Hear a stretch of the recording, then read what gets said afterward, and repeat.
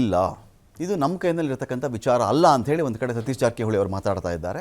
ಅದಕ್ಕೆ ಇಲ್ಲಿ AICC ಅಧ್ಯಕ್ಷರು, ಮುಖಂಡರುಗಳು ಎಲ್ಲರೂ ಕೂಡ ಮಾತಾಡಬೇಕಾಗತ್ತೆ. ಮಾತಾಡಿದ ಮೇಲೆ ನಾವು ಅದರ ಬಗ್ಗೆ ಒಂದು ಕ್ಲಾರಿಟಿಗೆ ಬರಲಿಕ್ಕೆ ಸಾಧ್ಯವಾಗುತ್ತೆ ಅನ್ನೋ ಒಂದು ಮಾತನ್ನು ಸತೀಶ್ ಜಾರಕಿಹೊಳಿ ಅವರು ಹೇಳಿದ್ದಾರೆ.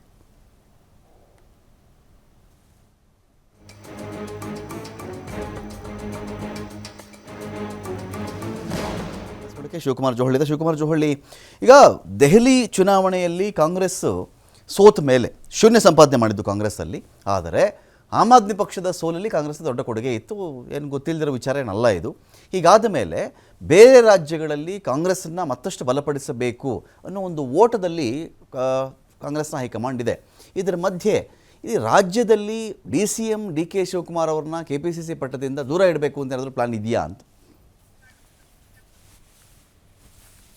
ರಮಕಾಂತ್, ಈಗಾಗಲೇ KPCC ಅಧ್ಯಕ್ಷರನ್ನ ಬದಲಾವಣೆ ಮಾಡಬೇಕು, ಪೂರ್ಣ ಪ್ರಮಾಣದ ಅಧ್ಯಕ್ಷರನ್ನ ನೇಮಕ ಮಾಡಬೇಕು. ಒಂದು ವೇಳೆ ಏನಾದ್ರೂ DK ಶಿವಕುಮಾರ್ ಅವರನ್ನೇ ನೀವು ಮುಂದುವರಿಸೋದಾದ್ರೆ ಅಧಿಕೃತವಾಗಿ ಮತ್ತೆ ಇನ್ನೊಂದು ಟರ್ಮಿಗೆ ಅವರನ್ನೇ ಅಧ್ಯಕ್ಷರನ್ನಾಗಿ ಮಾಡ್ತೇವೆ ಅಂತೇಳಿ ಅಧಿಕೃತವಾಗಿ ನೀವು ಘೋಷಣೆಯನ್ನ ಹೊರಡಿಸಿ ಅಂತೇಳಿ ದಲಿತ ಸಚಿವರು ಒತ್ತಡವನ್ನ ಹಾಕ್ತಾ ಇದ್ರು.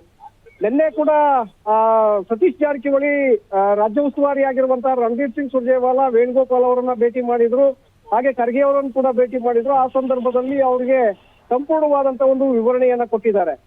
ತದನಂತರ KN ರಾಜಣ್ಣ ಅವರು ಕೂಡ ದೆಹಲಿಗೆ ತೆರಳಿದ್ದಾರೆ. ದೆಹಲಿಯಲ್ಲಿ ವೇಣುಗೋಪಾಲ್ ಅವರನ್ನ ಅವರು ಇವತ್ತು ಭೇಟಿ ಮಾಡಿದ್ದಾರೆ. ವೇಣುಗೋಪಾಲ್ ಅವರ ಮುಂದೆ ಸಾಕಷ್ಟು ವಿಷಯಗಳ ಬಗ್ಗೆ ಅವರು ಚರ್ಚೆಯನ್ನ ಮಾಡಿದ್ದಾರೆ. ನನಗೆ ಅವಕಾಶವನ್ನ ಮಾಡಿಕೊಡಿ, ನಾನು ಸಚಿವ ಸ್ಥಾನವನ್ನ ತ್ಯಾಗ ಮಾಡೋದಕ್ಕೆ ರೆಡಿ ಇದ್ದೇನೆ, ನನಗೆ KPCC ಅಧ್ಯಕ್ಷರ ಸ್ಥಾನವನ್ನ ಕೊಡಿ, ಅಥವಾ DK ಶಿವಕುಮಾರ್ ಅವರನ್ನೇ ನೀವು ಮುಂದುವರಿಸಿ, ನಮ್ಮದು ಅಭ್ಯಂತರ ಏನಿಲ್ಲ. ಆದ್ರೆ ಕಾರ್ಯಕರ್ತರು ಮತ್ತೆ ಮುಖಂಡರಿಗೆ ಒಂದು ಗೊಂದಲ ಹೋಗ್ತಾ ಇದೆ, ಆ ಗೊಂದಲವನ್ನ ಮೊದಲು ಸರಿಪಡಿಸಿ ಅನ್ನುವಂತ ಒಂದು ಬೇಡಿಕೆಯನ್ನ ಇಟ್ಟಿದ್ದಾರೆ.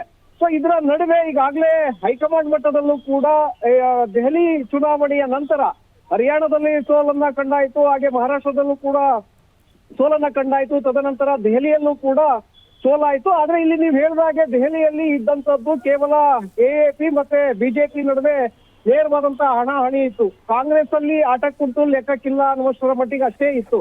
ಆದ್ರೆ ಕೆಲವೊಂದಷ್ಟು ಪ್ರಯತ್ನಗಳನ್ನ ಅಲ್ಲಿ ಮಾಡಲಾಗಿತ್ತು. ಆದ್ರೆ ಅಂತಿಮವಾಗಿ ಅಭ್ಯರ್ಥಿಗಳ ಆಯ್ಕೆ ಬಂದಂತಹ ಸಂದರ್ಭದಲ್ಲಿ ಕಾಂಗ್ರೆಸ್ ನಲ್ಲಿರುವಂತಹ ಕೆಲವು ಘಟಾನುಘಟಿ ನಾಯಕರು ಆ ಕಡೆ BJPಯನ್ನ ಸೇರ್ಪಡೆ ಆದ್ರು. ಸೊ ಇದು ಕೂಡ ಅಲ್ಲಿ ಕಾಂಗ್ರೆಸ್ಗೆ ಸೆಟ್ ಬ್ಯಾಕ್ ಆಯ್ತು. ಈ ಒಂದು ಕಾರಣ ಕೂಡ ಇದೆ. ದೆಹಲಿಯಲ್ಲಿ ಅಧಿಕಾರಕ್ಕೆ ಬರೋದಿಲ್ಲ ಅನ್ನುವಂಥದ್ದು ಮೊದಲೇ ಕಾಂಗ್ರೆಸ್ ನಾಯಕರಿಗೂ ಕೂಡ ಗೊತ್ತಿತ್ತು. AAP ಅಲ್ಲಿ ಅಧಿಕಾರಕ್ಕೆ ಬರಬಹುದು, ಒಂದು ವೇಳೆ ಏನಾದ್ರೂ ಆದ್ರೆ BJPಯಲ್ಲಿ ಅಧಿಕಾರಕ್ಕೆ ಬರುತ್ತೆ ಅನ್ನುವಂಥದ್ದು ಕಾಂಗ್ರೆಸ್ ನಾಯಕರಿಗೂ ಕೂಡ ಗೊತ್ತಿತ್ತು. ಸೊ ಆ ಕಾರಣಕ್ಕೆ, ಆದ್ರೆ ಈ ಹರಿಯಾಣದಲ್ಲಿ ಹತ್ತಿರ ಬಂದು ನಾವು ಸೋತಿದ್ದೇವೆ ಅನ್ನುವಂತ ಕಾರಣಕ್ಕೆ ಈಗ ಪಕ್ಷವನ್ನ ಕರ್ನಾಟಕದ ಮಾದರಿಯಲ್ಲಿ ಸಂಪೂರ್ಣವಾಗಿ ಭದ್ರಪಡಿಸಬೇಕು, ಒತ್ತನ್ನ ಕೊಡಬೇಕು, ಬೂತ್ ಮಟ್ಟದಲ್ಲಿ ಪಕ್ಷವನ್ನ ಸಂಘಟನೆ ಮಾಡಬೇಕು ಅನ್ನುವಂತ ಕಾರಣಕ್ಕೆ ಈಗ ಹಿರಿಯ ನಾಯಕರು ಕೈಯನ್ನ ಹಾಕಿದ್ದಾರೆ. ಕಾಂಗ್ರೆಸ್ ವರಿಷ್ಠರೇ ಹಲವು ರಾಜ್ಯಗಳಲ್ಲಿ ಇರುವಂತಹ PCC ಅಧ್ಯಕ್ಷರ ಬದಲಾವಣೆ, ಅಲ್ಲಿರುವಂತಹ ಪದಾಧಿಕಾರಿಗಳ ಬದಲಾವಣೆಗೆ ಈಗಾಗಲೇ ನಿರ್ಧಾರವನ್ನ ತೆಗೆದುಕೊಂಡಿದ್ದಾರೆ.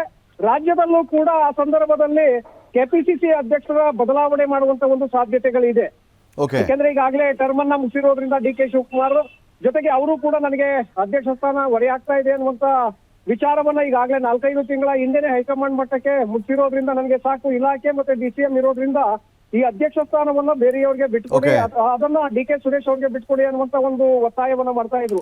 ಸೊ ಹಾಗಾಗಿ ಈಗ ಖರ್ಗೆ ಅವರು ಕೂಡ ಇವತ್ತು ಗುಲ್ಬರ್ಗಾದಲ್ಲಿ ಹೇಳಿದ್ದಾರೆ, 7-8 ದಿನದಲ್ಲಿ ಅಧ್ಯಕ್ಷರ ಬದಲಾವಣೆ ಪ್ರಕ್ರಿಯೆ ಶುರುವಾಗತ್ತೆ ಅನ್ನುವಂಥದ್ದು. Okay, thank you Shivakumar.